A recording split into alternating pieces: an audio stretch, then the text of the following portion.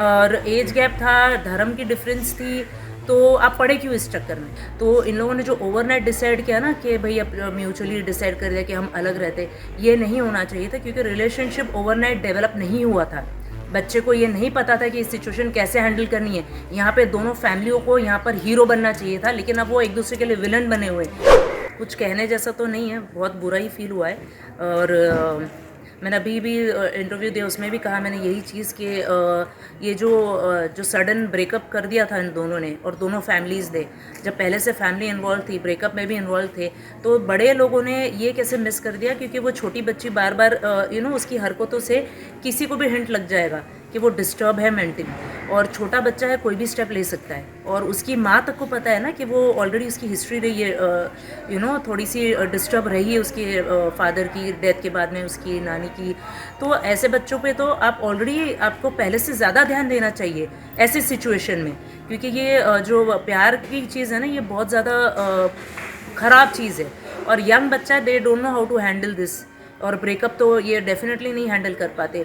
तो इन लोगों ने जो ओवरनाइट डिसाइड किया ना कि भाई अब म्यूचुअली डिसाइड कर दिया कि हम अलग रहते, ये नहीं होना चाहिए था, क्योंकि रिलेशनशिप ओवरनाइट डेवलप नहीं हुआ था। उसको वक्त लगा था।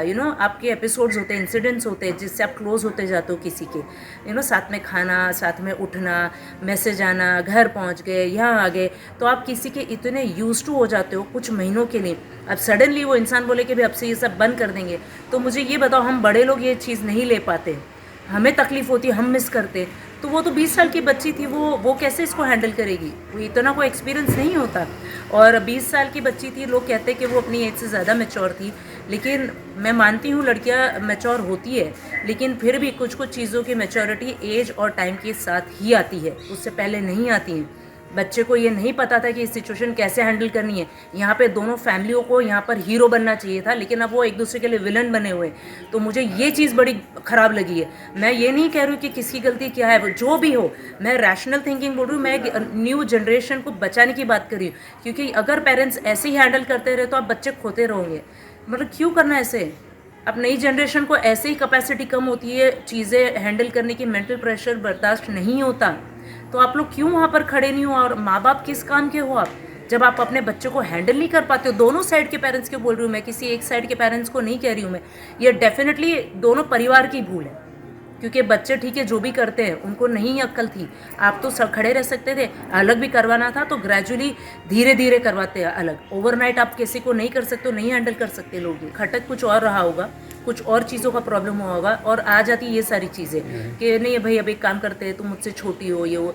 तो ये सच है या झूठ है ये मुझे नहीं पता, पर अगर ये बात हुई है तो यही सब कहते हैं। मैं भी वही कहती हूँ कि आपको अचानक से 4 महीने बाद याद आया कि आप अलग कास्ट के हो, आप 10 साल बड़े हो, तो ये मतलब ये हज़म करने वाली बात नहीं है, हज़म ही नहीं हो सकती ये बात। और एज गैप था, धर्म की डिफरेंस थी, तो आप पढ़े क्यों इस चक्कर में, है ना। अच्छा, अब पढ़ गए हो, अगर और कोई चीज़ों से दिक्कत होने लगी तो उसको निकलने का बहुत स्मार्ट तरीका होता है। आप इसमें से ऐसे उस बच्चे को भी अलग करते कि उसे खुद को नहीं पता चलता। जैसे 4 महीने लिए रिलेशन डेवलप करने में, 4 महीने लेते उसको दूर करने में, तो बच्चे को पता भी नहीं चलता, और यहाँ तक वो इतने डिप्रेशन में ये स्टेप भी नहीं उठाती वो।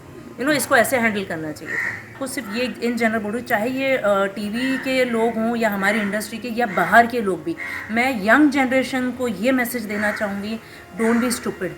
ठीक है, अगर आपको लाइफ में कोई ये पॉइंट आता है कि आपको आत्महत्या करना है, तो उस वक्त रुक जाओ। और अगर आत्महत्या करके लाइफ वेस्ट करनी है ना, तो एक काम करो, काम धंधा सब छोड़ो, और अगर तुम्हारा धोखा वोखा मिला है अफेयर में, छोड़ दो। तुम्हारे माँ बाप का तुम्हारी ज़िंदगी पे ज़्यादा हक बनता है, तुम्हारी फैमिली का। सब छोड़ के अपनी लाइफ डेडिकेट कर दो माँ बाप के लिए या फैमिली के लिए, वो ज़्यादा बेटर काम है।